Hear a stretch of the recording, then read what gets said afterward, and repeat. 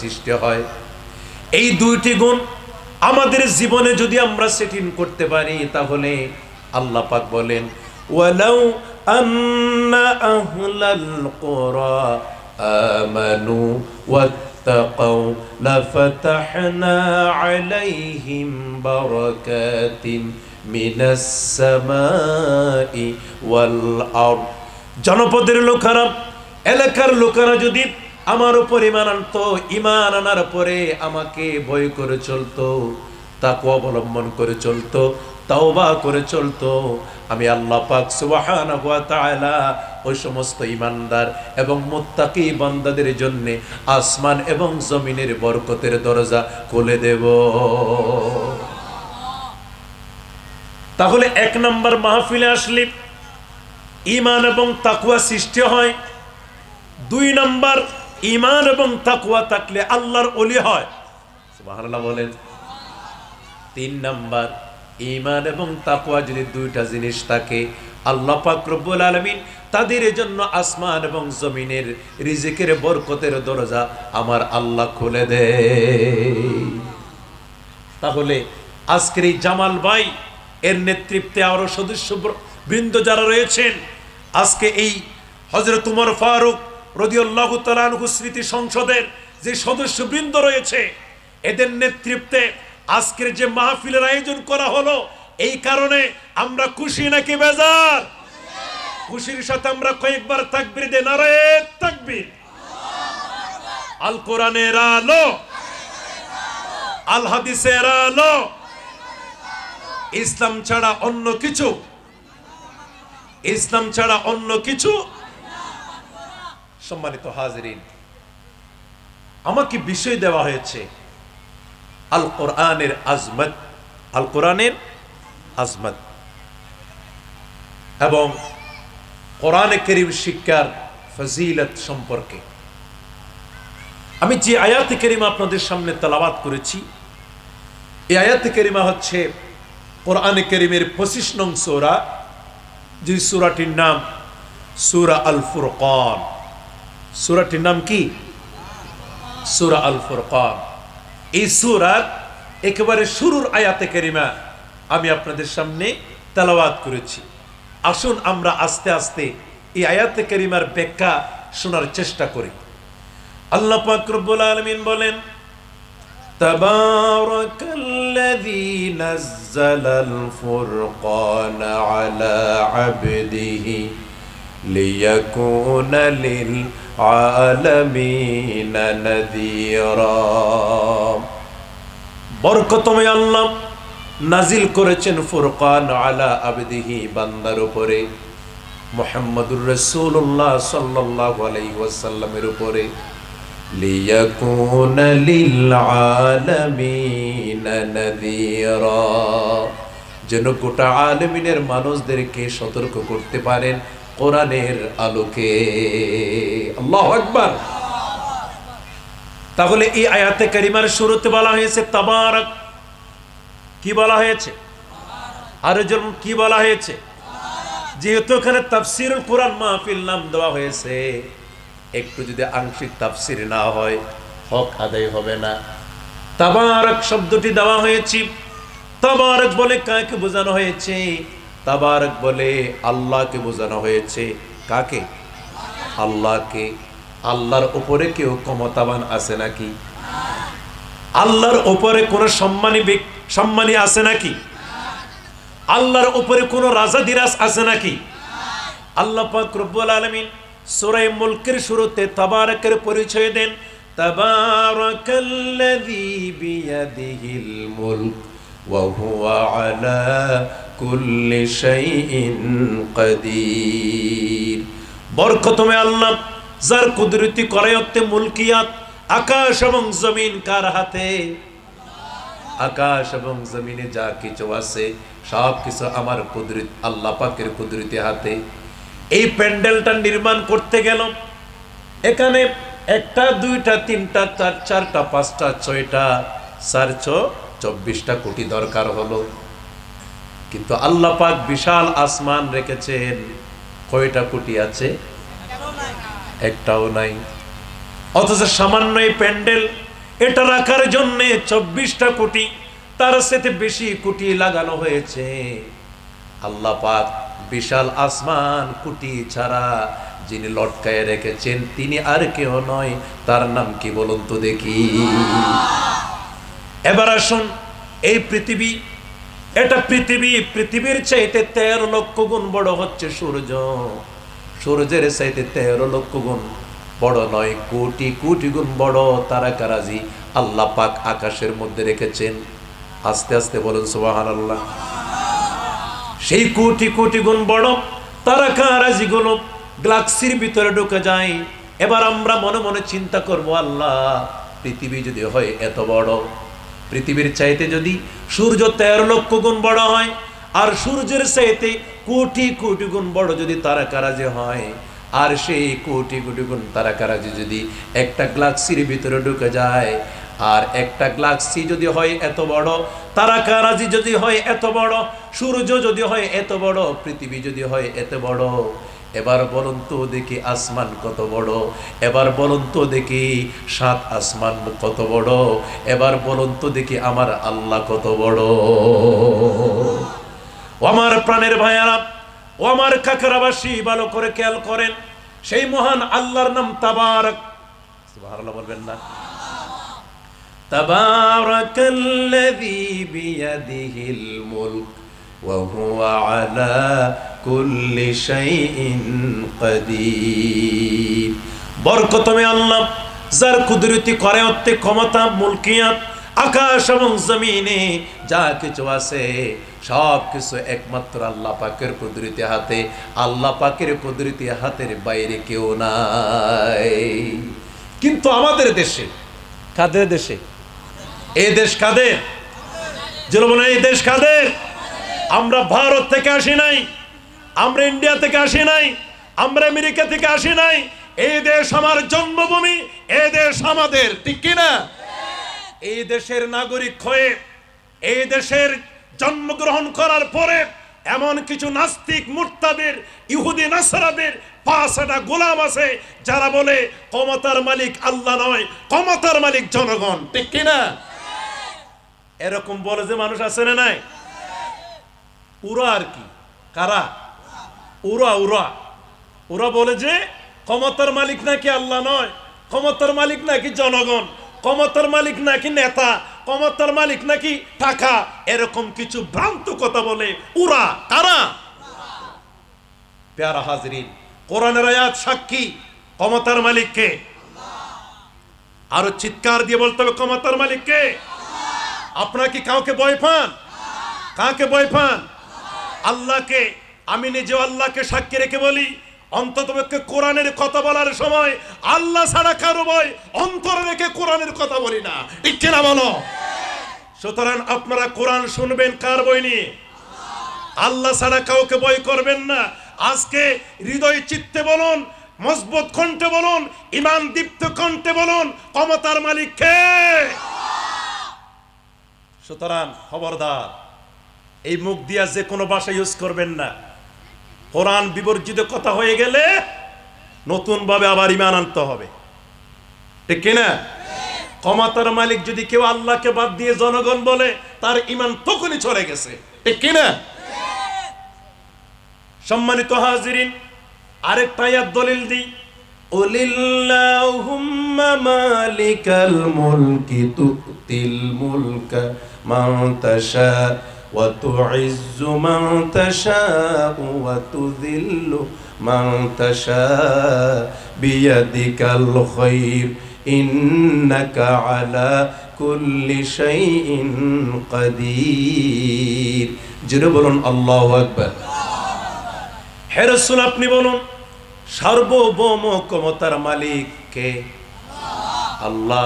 আল্লাহ পাকের কুদরতি যাকে ইচ্ছা তাকে ক্ষমতা দান করেন, আল্লাহ পাকের কুদরতি ইচ্ছা যাকে তাকে ইজ্জত দান করেন। আল্লাহ পাক রব্বুল আলামিন যাকে ইজ্জত দেন, দুনিয়ার কোনো ব্যক্তি তাকে বেইজ্জত করতে পারে না। আল্লাহ পাক যাকে ক্ষমতা দেন, দুনিয়ার কোনো মানুষ তার কাছ থেকে ক্ষমতা ছিনিয়ে নিতে পারে না। পারে না। প্যারা হাজিরিন, তাবারাকাল্লাযী الذي نزل الفرقان نزل الفرقان على عبده ليكون للعالمين نذيرا সেই মহান আল্লাহ তাবারাকাল্লাযী নাযালাল ফুরকান সেই মহান ক্ষমতার মালিক আল্লাহ সেই রাদাজিরাস আল্লাহ সার্বভৌম ক্ষমতার মালিক আল্লাহ নাযালাল ফুরকান নাজিল করেছেন ফুরকান সুবহানাল্লাহ বলবেন না আপনারা কোরআনের আজমত দেখেন আমাকে বিষয় দেওয়া হয়েছে কোরআনের আজমত এর চাইতে তার বেশি কিছু বলা যায় না যে মহান আল্লাহ কোরআন নাজিল করেছেন সেই মহান আল্লাহর বাণী সেই মহান আল্লাহ পাকের বাচন ভঙ্গি কত উঁচু মানের হবে এই আজমত বয়ান করে পৃথিবীর কেউ শেষ করতে পারবে না আল্লাহু আকবার সম্মানিত হাজিরিন তাবারাকাল্লাযী নাযালাল ফুরকান আল্লাহ পাক রব্বুল আলামিন নাজিল করেছেন ফুরকান ফুরকান শব্দের অর্থ চাল ফারকু বাইনাল হক ওয়াল বাতিল সত্য মিথ্যার মাঝে পার্থক্যকারী যে কিতাব সেই কিতাবের নাম হচ্ছে আল ফুরকান সেই কিতাবের নাম কি আল ফুরকান আমাদের সমাজে অনেক রকমের অবৈধ কাজ আছে কোরআন বিরোধী কাজ আছে আবার অনেক বৈধ কাজ আছে এগুলো চিন্তাম না কোন কাজটা বৈধ কোন কাজটা বৈধ এগুলো আমরা চিন্তামও না যদি আল্লাহ পাক রাসূলকে না পাঠাতেন কোরআন নাজিল না করতেন ঠিক কি না এগুলো চিনি কিভাবে আপনার শরীরে জ্বর উঠলো জ্বর কয় ডিগ্রি হয়েছে মাপার জন্য হুজুর কি লাগে থার্মোমিটার লাগে আপনার আমার জন্য আল্লাহ পাক দুনিয়ার মধ্যে কি কি হালাল করেছেন কি কি হারাম করেছেন এগুলো বোঝার জন্য কোরআন লাগে এগুলো বোঝার জন্য কি লাগে একজন অপরের মেয়ে আপনি বিয়ে করবেন এই বিয়ের ধারাবাহিকতা কোরআন দিয়েছে একজন মাকে আপনি কিভাবে মার প্রতি সম্মান করবেন বাবার প্রতি কদর করবেন ইহসান করবেন এই ধারাবাহিকতা কোরআন দিয়েছে কোরআন যদি না হতো রাসূল যদি না আসতো আল্লাহ পাক যদি কোরআনের বিধান যদি কায়েম না করতো আমরা তাহলে হাবুডুবু জুলুমাতের মধ্যে থাকতাম কখনো আমরা হালাল হারাম পরিচয় করতে পারতাম না আল ফারকু বাইনাল হক ওয়াল বাতিল সত্য মিথ্যার মাঝে পার্থক্য নিরূপণকারী যে কিতাব সেই কিতাবের নাম কি আল কোরআন সেই কিতাবের নাম কি আল কোরআন এবার আসুন আল্লাহ পাক কিতাব কয়খানা নাজিল করেছেন 104 খানা কয়খানা 100টি সহিফা বড় বড় কয়খানা কিতাব 4 খানা সেখানে শ্রেষ্ঠ কিতাব হচ্ছে আল কোরআন তৌরাত জবুর ইনজিল এরপরে কি কোরআন সহিফা যেগুলো আছে এগুলো বাদে আল্লাহ পাক সুবহানাহু ওয়া তাআলা যে 4টি বড় বড় কিতাব দিলেন এই কিতাবের মধ্যে শ্রেষ্ঠ কিতাব যেটা সেটাও আল কোরআন ঠিক কি না এবার আসুন এই কিতাবখানা যার উপর আল্লাহ পাক নাজিল করলেন আমাদের রাসূলের চাইতে শ্রেষ্ঠ আর কেউ আছে আমাদের রাসূলের চাইতে বড় পয়গম্বর রাসূল আর কেউ আছে নাকি তাহলে কোরআন যে শ্রেষ্ঠ যার উপর আল্লাহ পাক নাজিল করলেন কোরআন তিনিও শ্রেষ্ঠ যিনি কোরআন নাজিল করলেন তিনিও শ্রেষ্ঠ নাউযুবিল্লাহ কেউ যদি মনে করে আল্লাহর উপরে আরো আছে কেউ তার ঈমান আছে নাকি নাই তাহলে মহান আল্লাহ মহান কোরআন মহান নবীজির উপরে নাজিল করেছে আল্লাহু আকবার বলবেন না আবার বলি মহান আল্লাহ মহান কিতাব মহান নবীজির উপরে নাজিল করেছেন এর চাইতে কোরআনের বড় আজমত আমি ভাষায় প্রকাশ আর করতে পারবো না কোরআনের আজমত কোরআনের বড়ত্ব কোরআনের শ্রেষ্ঠত্ব আবার আমি বলি আল্লাহ মহান কোরআন মহান যার উপর কোরআন কানা নাজিল করেছেন তিনিও আল্লাহু আকবার ওয়াজ আর প্রয়োজন আছে তাহলে বন্ধ করে দি মোনাজাত করে দি কি হয় সম্মানিত হাজিরিন, এবার আসুন, ওই তো আমি প্রথম হইলাম যে আই ভারত তো নয়, আই অনার এলাকার হওয়া নজি জিন হইও মিন এ পর্যন্ত জিন হই না, অনার তো মনত তাইবে তো আজিরা লইলে ফারিবান তো ইনশাআল্লাহ। এবার আসুন, এই কিতাবখানা এমন এক কিতাব, মনে করেন আর হুজুর তুফসার বিরুদ্ধে হুজুর অনার বাড়ি হড়ে, হুজুর হদ্দা আরো বাড়ি হড়ে, অনার আব্বার নাম কি, হুজুর হদ্দা আর আব্বার নামেই, অনেক কি গরন অনেক কিনলে সুন্দর অনার হাম কি, হুজুর হুজুর উত্তর দিন না পারিব যে, কারণ হুজুর জ্ঞানবান মানুষ, ডাক্তার মানুষ, হুজুরে জবাব দিতে পারিব। ফল ডিলামি কইল হনি কেন বাইতে, ঠিক না? অনরেককে ডিলা একটা হমাসে ভাল আছে, একটা ফল মিক্কা মানুষ হইলে উত্তর দিন না পারিব তো বুঝিতাম, কিন্তু সজ্ঞানওয়ালা উপযুক্ত একজন ব্যক্তি তার যথাযথ জবাব দিতে পারে। তো আমরা আমাদের এই কোরআন কানাকে আমরা এক পাশে রাখলাম, এক পাশে রাখলাম। এবার কোরআন থেকে আমরা প্রশ্ন করি, ও কোরআন তোমার কাছে প্রশ্ন করি, ও কোরআন তুমি একটু জবাব দিয়ে দাও, তোমার বাড়ি কোথায়? আল্লাহর কোরআন জবাব দে, কি মহান কিতাব, কি আজমতওয়ালা কিতাব, কি মহান শ্রেষ্ঠ কিতাব। আল্লাহর কোরআনের ভিতরে জবাব খুঁজে পাওয়া যাবে। ও কোরআন তোমার বাড়ি কোথায়? আল্লাহর কোরআন জবাব দে, বাল হুয়া কুরআনুম মাজিদ ফি লাওহিম মাহফুজ। কোরআন জবাব দে, আমার বাড়ি লোহে মাহফুজে। ও কোরআন এবার তোমাকে প্রশ্ন করি, ও কোরআন তুমি একটু বলো, তুমি কি রেল গাড়িতে করে এসেছো নাকি মার্সা গাড়িতে করে এসেছো? তুমি কিভাবে এসেছো একটু জবাব দাও। আল্লাহর কোরআন জবাব দে, নাযালা বিহির রূহুল আমিন। কোরআন জবাব দে, আমি জিবরিল আমিনের মাধ্যমে দুনিয়ার জমিনে এসেছি। ও কোরআন তুমি জবাব দাও, প্রশ্ন কয়টা গেল? জোরে বলুন, কয়টা? আরো জোরে, কয়টা? 3 নম্বর প্রশ্ন, ও কোরআন তুমি জবাব দাও, তুমি দুনিয়ার জমিনে এসেছো, ভালো কথা বুঝলাম, তবে রাত্রে এসেছো নাকি দিনের মধ্যে এসেছো একটু জবাব দিয়ে দাও। আল্লাহর কোরআন জবাব দে, ইন্না আনজালনাহু ফি লাইলাতিল কদর। কোরআন জবাব দে, আমি রাত্রে লাইলাতুল কদরে এসেছি। ও কোরআন তুমি বলো, 4th নম্বর প্রশ্ন, ও কোরআন তুমি বলো, তুমি কোন মাসে এসেছো একটু আমাকে বলে দাও। ও কোরআন জানার ইচ্ছে করে। আল্লাহর কোরআন জবাব দে, শাহরু রমাদানাল্লাযী উনজিলা ফীহিল কুরআন। কোরআন জবাব দে, আমি রমাদান মুবারকে এসেছি। ও কোরআন তোমার মাঝে 5ম নম্বর প্রশ্ন, কোরআন তুমি একটু জবাব দাও, তুমি কি জন্য এসেছো একটু বলে দাও, তোমার উদ্দেশ্য কি? আল্লাহর কোরআন জবাব দে, আলিফ লাম রা কিতাবুন আনজালনাহু ইলাইকা লিতুখরিজান নাসা মিনাজ যুলুমাতি ইলান নূর। আল্লাহর কোরআন জবাব দে, আমি পঞ্জীবিত অন্ধকার সমূহ থেকে মানব গোষ্ঠীকে জান্নাতের রাস্তা, আলোর রাস্তা ধরিয়ে দেওয়ার জন্য আমি কোরআন এসেছি। ও কোরআন তুমি এসেছো, ভালো কথা। 6ষ্ঠ নম্বর প্রশ্ন, কোরআন তুমি কার উপরে এসেছো একটু বলে দাও। কোরআন জবাব দে, তাবারাকাল্লাযী নাযালাল ফুরকানা আলা আবদিহি লিয়াকুনা লিল আলামিনা নাযীরা।